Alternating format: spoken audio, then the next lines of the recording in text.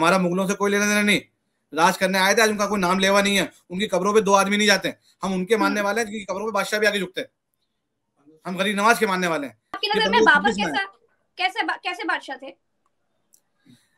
अब मेरे से टिप्पणी क्यों चाहते हो बाबर कैसे बादशाह थे? अब एक 1910 की किताब के बेस पे 850 साल की हिस्ट्री को चेंज नहीं किया जा सकता।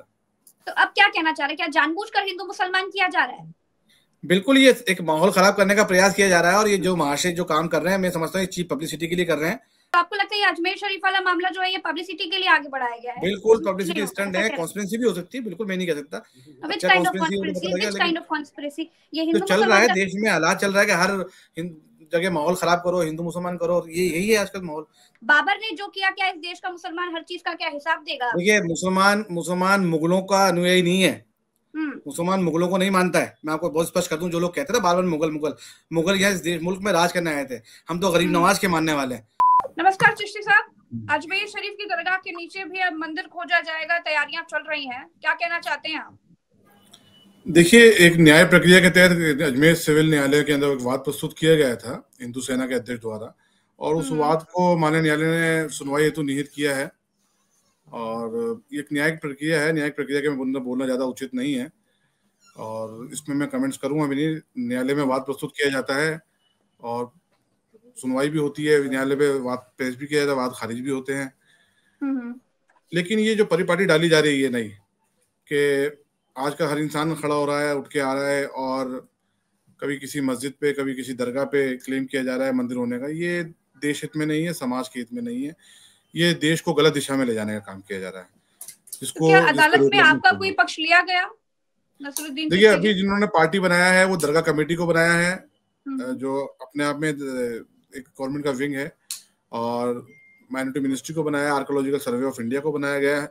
अभी अजमेर दरगाह के जो आध्यात्मिक प्रमुख है सज्जादा नशीन या ख्वाजा के जो वंशज, जैसे मैं वहाँ आपके सामने बैठा हूँ, मैं उनका उत्तराधिकारी दीवान साहब का, तो हम लोगों को पार्टी नहीं बनाया इसके अंदर। हम हमारे वकीलों से राय ले रहे हैं, अगर हमें प्रोसीडिंग में सम्मिलित होना है नहीं होना है ये हम लोग तय करेंगे, जो भी कानूनी प्रक्रिया होगी उसका पूरा तरीके से इस्तेमाल किया जाएगा।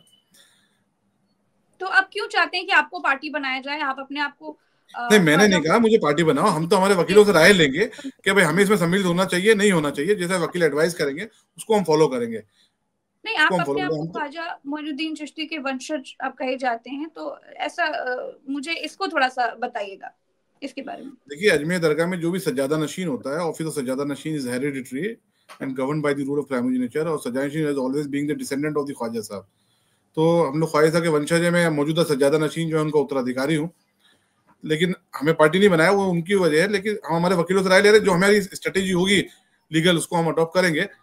लेकिन हमारा कहना ये कि जो हो रहा है इस पे रोक लगनी चाहिए, भारत सरकार को इसमें इंटरवीन करना चाहिए। जो प्लेसेस ऑफ वर्शिप एक्ट है उसको और मजबूत किए जाने की जरूरत है, कि इस तरीके के वाद, उसमें प्रोविजन है ऑलरेडी कि वाद एंटरटेन नहीं किया जाए, लेकिन ये जो आए दिन सर्वे की एप्लीकेशन लगाई जाती है, ऐसा करा जाता है, इस पे रोक लगनी चाहिए। क्योंकि ये एक किताब, अभी 1910 की किताब को बेस बना रहे हैं, जबकि पूरी हिंदुस्तान के अंदर अजमेर की बारगाह की हिस्ट्री हर जगह मौजूद है। ये 850 साल की हिस्ट्री है गरीब नवाज की, आज की हिस्ट्री नहीं है। और आज तक किसी भी हिस्टोरिकल बुक में इस तरह की बातें देखने को, सुनने को, पढ़ने को नहीं मिली है। इससे बड़ी बड़ी किताबें, एनसाइक्लोपीडिया ऑफ ब्रिटानिका 1916 की किताब है, उसमें कहीं जिक्र नहीं है। 1829 कवंडस रिपोर्ट है, जो चीफ कमिश्नर थे अजमेर मेरवाड़ा के, उनकी रिपोर्ट, उसमें कहीं नहीं है। जो कर्नल जेम्स टॉट की किताब है, टॉट्स ऑफ राजस्थान, उसमें कहीं जिक्र नहीं है। गरीब की बारगाह का जिक्र है, इस प्रकार का कहीं जिक्र नहीं है। और इस बाबत जो हमारे जो 2 लिटिगेशन अजमेर दरगाह को लेकर चली, एक प्रीवी काउंसिल 1947 और 1961 में, उस जजमेंट में भी अजमेर दरगाह की पूरी हिस्ट्री लिखी है, कौन सी तामीर कब हुई, कौन सी बिल्डिंग कब बनी, ऐसा कहीं जिक्र नहीं है।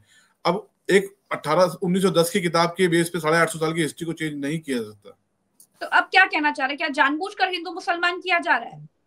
बिल्कुल, ये एक माहौल खराब करने का प्रयास किया जा रहा है, और ये जो महाशय जो काम कर रहे हैं, मैं समझता हूँ चीप पब्लिसिटी के लिए कर रहे हैं। आज आप देख रहे हैं पूरे देश में बर्निंग इशू है, हर चैनल पे यही चल रहा है। तो उनकी जो काम था, उनकी जो मंशा थी पब्लिसिटी की, वो तो हो गई, लेकिन उन्होंने ये नहीं सोचा कि उनकी इस चीप पब्लिसिटी पाने के चक्कर में उन्होंने पूरी दुनिया के अंदर जो गरीब नवाज के अनुयायी है, मानने वाले हैं हर मजहब के, उनकी आस्था को किस प्रकार से ठेस पहुंचाई है। ये बहुत गलत है, ऐसा नहीं होना चाहिए। अच्छा, आज देश में जो एक तरह का माहौल बनाया जा रहा है चिश्ती साहब, उस पर आप क्या कहना चाहेंगे देश के लोगों से? देखिए, देश में माहौल अच्छा रहे, इसकी जिम्मेदारी सब लोगों की है, हर नागरिक की है। लोगों को अपनी भाषा पे संयम रखना चाहिए, और खास तौर से धार्मिक टिप्पणी से बचना चाहिए। देखिए, हमारा मुल्क एक धार्मिक मुल्क है।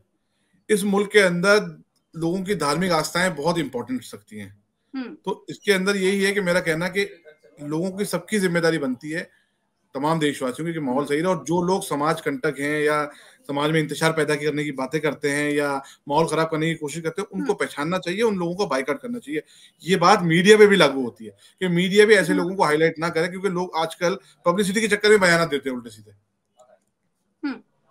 तो आपको लगता है ये अजमेर शरीफ वाला मामला जो है ये पब्लिसिटी के लिए आगे बढ़ाया गया है? बिल्कुल पब्लिसिटी स्टंट है, कॉन्स्पिरेसी भी हो सकती है, बिल्कुल मैं नहीं कह सकता।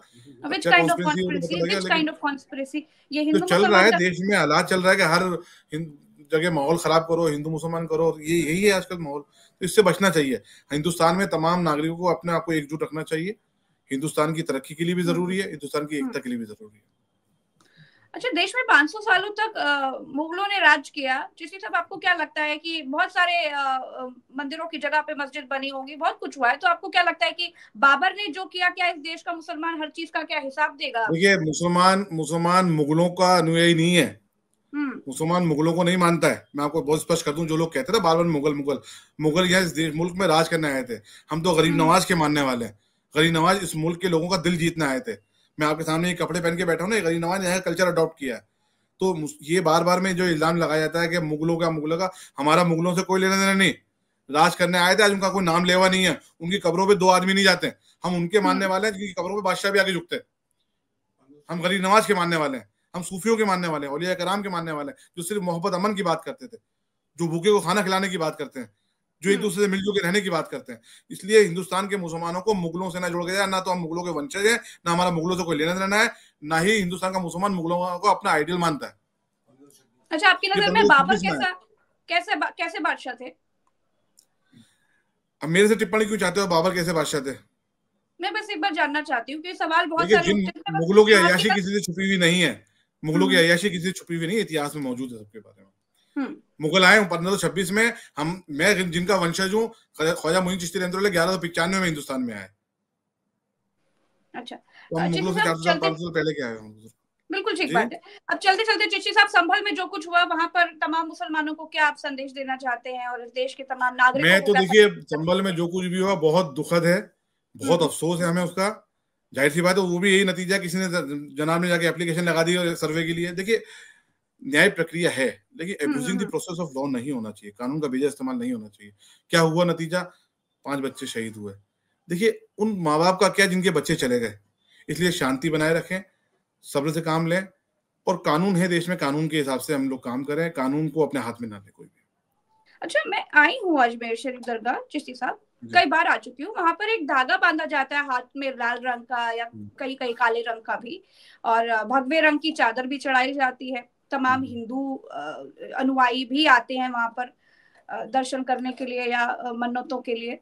तो क्या इसको थोड़ा सा बताइएगा कि कितने हिंदू वहां पर आते हैं, क्या कल्चर है वहां का? थोड़ा संख्या तो बता नहीं सकते, हाँ काफी तादाद में हिंदू हजरात आते हैं, हर मजहब के लोग आते हैं यहाँ पर। इस बारगाह की विशेषता ये है कि पूरी दुनिया से इस बारगाह में आते हैं। और चादरें जिस तरीके से ज़ियारत मुसलमान करता है, उसी तरीके से ज़ियारत हिंदू भाई भी करते हैं हमारे।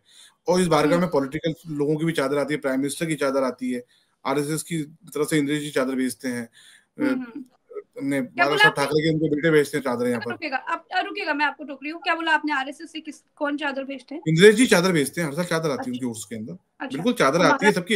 इस बारगाह से सबकी अकीदत जुड़ी हुई है।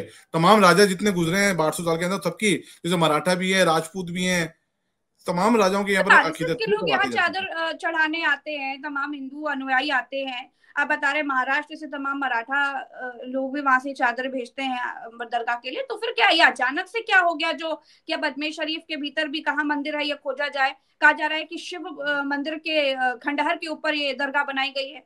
जो बात कही जा रही है वो मैं आपसे पूछ रही हूं, अचानक से क्या हो गया? ये सब झूठे दावे निराधार हैं, और ये सिर्फ पब्लिसिटी स्टंट है, या कुछ लोग हो सकते हैं जिनकी ये षड्यंत्र हो कि देश में माहौल खराब हो। लेकिन इंशाल्लाह ताला तमाम जिस तरह के दावा पेश किए गए, उस तरह दावा खारिज भी होगा और इनके अरमान पूरे नहीं होंगे। मैं तो देशवासियों को आपके माध्यम से ये संदेश दूंगा कि हम सब लोगों को ऐसे लोगों से सतर्क रहने की जरूरत है जो सेल्फ पब्लिसिटी के लिए इस तरह की हरकतें करते हैं, देश का माहौल खराब करने की कोशिश करते हैं, समाज में माहौल खराब करने की कोशिश करते हैं। उनका बाइकआउट करना चाहिए। चलिए जी, बहुत बहुत शुक्रिया, आपने समय दिया, बहुत बहुत आभार। तो भाई दुनिया वाले भले ही कितने आगे बढ़ जाए, लेकिन देखिए आज हमारे देश में क्या हो रहा है। आज हमारे देश में तमाम मस्जिदों के भीतर मंदिर खोजा जा रहा है। इसी देश में तमाम याचिकाएं पेंडिंग पड़ी रहती है, करोड़ों केसेस पड़े हैं। ईवीएम धांधली को लेकर कितने केसेस ऐसे हैं जिनको अदालतें कहती हैं कि सुनवाई योग्य मसला ही नहीं है। लेकिन देखिए यहाँ पर मस्जिदों के भीतर मंदिर खोजने की याचिकाएं सुनवाई योग्य है। ऐसे में कई जाने भी जा चुकी हैं। संभल हमने देखा कि वहां पर क्या कुछ हुआ। खैर, अभी के लिए इतना, फिर मिलेंगे अगली चर्चा में। नमस्कार।